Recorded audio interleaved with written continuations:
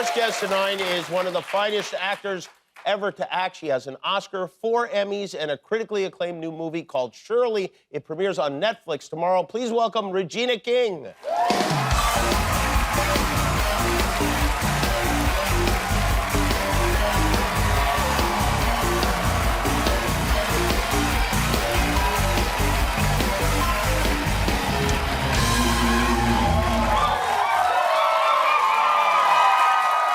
Very good to see you. It's good to see you, How are Jimmy. you doing right now? Right now, I'm good. Good. I'm glad to hear that. I know you've been through a lot the last year. Yeah, yeah. Hey. It's good to see you, Jimmy. Good to see you, too. Did you see William Shatner backstage? I don't know. It occurred to us that it was like a Miss Congeniality 2 reunion show tonight. I didn't see Bill backstage, but I cannot wait to see him. Do you remember? Did you have scenes with him? We had a scene together, but we didn't really get a lot of interaction in front of the camera together. But anytime you're with William Shatner, whether you're in the van or you are standing in between takes, it is fun, lively. He has a joke, he has an anecdote, he has a something. He's Denny Crane. I mean, yeah, he is. That's right. Yeah. And when you were a little kid, did you ever imagine you'd be in a van with Captain Kirk at some point? No, I never thought about. We found something really interesting. And I wonder if this is something you remember you still have. It's a newspaper article from your local Thousand Oaks Star in Thousand Oaks, California, wishing you a happy 17th birthday. If birthday wishes could come true, this 227 star would be on a trip around the world right now. Her first stop, Europe. I'd like to go over there and check out the fashion. Did you ever do that? Yes, I did eventually. I would assume. Yes. Yeah. I want to be an interior designer. Did you do that? No. No? I didn't. I'm into clothes. I'm trying to read up a lot on it. And for her birthday last year, you got a brand new blue Toyota MR2. Ooh, that's a pretty good gift. Yes. Yeah. Did you know you were going to get it? It was a gift to myself. It was? Yeah. I guess when you have a job at that age on television, you get a gift like that. Yeah, like a Toyota MR2. Did you surprise yourself with it? Did you... I did not surprise myself with it. However, my mother, it was like really important for me to get a car that was a manual shift so that friends wouldn't drive my car. Because of a lot of, most people don't drive manual shifts. Right. That was her logic And it's good to learn to drive a stick shift. It is. Were you good at driving the stick shift? I was. I still am very good at driving a stick shift. And it's funny, I did the same thing with Ian. I wanted him to drive a stick shift because I didn't want anyone driving his car. But nowadays, no one drives a stick shift. I mean, really, they can barely tie shoes nowadays. No one drives. Yeah. I mean, most of my friends whose kids are from parents who have means, they all Uber. Yeah, wow, that's weird. Yeah, that is weird. I was thinking about driving today, just on the way into work, actually. I was in my car, and I kind of like driving into work. It's like a little time that I have to myself. And I was thinking, I have to tell my kids, well, I know it won't register with them at all. That time when you get your first car, it's the greatest joy you could possibly experience, that like independence. I can go anywhere I want now. But the funny thing for me is all that my mother went through. She drove my car and she got into an accident. Your mom wrecked that's a twist. My Toyota MR2. Oh, no. Yeah. She did? Yes. Did you ground her? How bad was the accident? Not that bad. It was a fender bender, but I like the grounding concept. I wish I was that quick with it. Yeah, no, well, maybe next time. Yeah, this is, we got you a little present here. I was looking to try to find a 1988 MR2, but we couldn't. But this is the Matchbox car version of it. playing record or Where did you find that? I don't know. Maybe the Matchbox car store. Right. Someplace like that. You have a great producing team. Yeah, well, I do. But I'm going to tell you something. That was my idea. Yeah. So you're working as a kid. I mean, like, and you had money. Were you able to spend your money when you were a teenage actor? I was able to get that MR2. But, enough, yeah. just that. Not much. Gloria, it was, yeah, and she did well. She saved my money and... Nice. Yeah, when I had a pause in the career where I wasn't really booking jobs, I was very appreciative that she had saved that money. Did you go to, like, real high school? I did. You did? I did. I'm a product of LA Unified. LA Unified School District.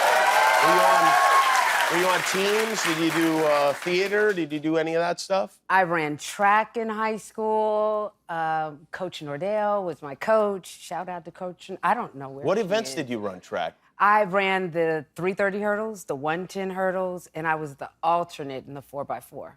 Do you remember who was the lead runner in the 4x4? No. You don't. See that? Isn't that how it goes? So, like, when you were on 227, was Marla Gibbs, like, would she come to see you run track? Was she part of, like, your life at that time, personally? She was a big part of my life, but she did not come to see me run track, Marla. However, Marla is such a big part of, you know, my desire to want to produce and She is. Yeah, she really is, because I got to watch her do all of those things. She didn't direct, but she did produce. She didn't direct, yeah. And she's also, like, she can sing and she does everything. She's like one of those people who has all of the talents, yeah. Absolutely. Yeah, we got to work with her on the Norman Lear specials, and she was just unbelievable. She probably knew her dialogue better than anyone that was, like, 30 years younger than her, I'm sure. She knew it all. It was incredible. She also had a performing arts school called Crossroads Academy, and I did go there to do the stage play, 227. We actually, the play, before it was a show, it was a play at Crossroads Theater, which was also Marla. Is that right? Yeah. It was a play first. Yes. I did not know that. And you were in that? I was in the play. I didn't play her daughter in the play. I played another character called Sweetie that was the bad, fast child from around the way. But still not so fast that she could not be the alternate. You were still the alternate.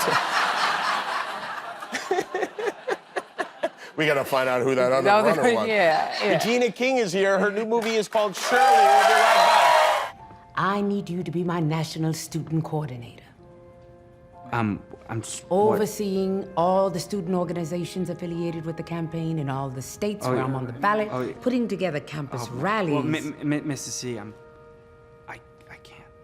I don't like the word can't. Yes, I know, but Robert, this is the first year 18-year-olds will be able to vote in a national election. To get them to vote, they need to know that using their vote can make a difference. That is Regina King and Lucas Hedges in Shirley, which is based on not the entire life, but the presidential run of Shirley Chisholm, who is from Brooklyn. She was the first Black Congresswoman. Which is black Black Congresswoman. I was going to say Black female Congresswoman. Yeah, right. She was also the first Black female Congresswoman, and the first Black female Congresswoman who was a lady as well. Yes. So glad that you and I both caught that. And I love how the look of the movie is, and the graphics, even everything is so well done. And then you are. You really remind me of Shirley Chisholm. It's kind of, I mean, I guess that's how it's supposed to go. But I think a lot of times when people are playing someone, they don't necessarily, they want to, like, have a different take. But, you could be Shirley Chisholm. Oh, well, the point is to embody that person, not to do an impression or impersonate. And it was very important for my sister and I, who also produced the film with me.